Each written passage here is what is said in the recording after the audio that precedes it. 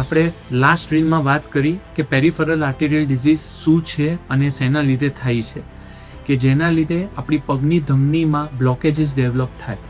પણ એના લીધે આપણને શું થઈ શકે, કાં તો એના શું સાઇન્સ એન્ડ સિમ્ટમ્સ છે. તો ફર્સ્ટ, પગમાં દુખાવો થવો. થોડું અંતર ચાલ્યા પછી પગમાં ક્રેમ્પ્સ થવા, મેઇનલી થાઈસ અને લેગ્સમાં, જેના લીધે આપણે થોડીક વાર ઊભા રહી જવું પડે, રેસ્ટ લેવો પડે અને પછીથી આપણે પાછા ચાલી શકીએ. તો આ એક નિશાની છે કે આપણને પેરિફેરલ આર્ટેરિયલ ડિઝીઝની શરૂઆત થઈ શકે.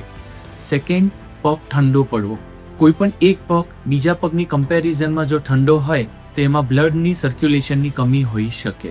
થર્ડ પોઈન્ટ, જો આપણા પગના નીચેના ભાગમાં કાં તો પંજાના ભાગમાં હેર ગ્રોથ ઓછો થઈ જવો, કાં તો પગની સ્કિન શાઇની થઈ જવી. ફોર્થ, જો આપણે પગમાં કોઈ પણ ઘાવ હોય અને તેને રૂજ ના આવતી હોય તો પણ બ્લડ સર્ક્યુલેશન ઓછું થવાના લીધે એવું બની શકે.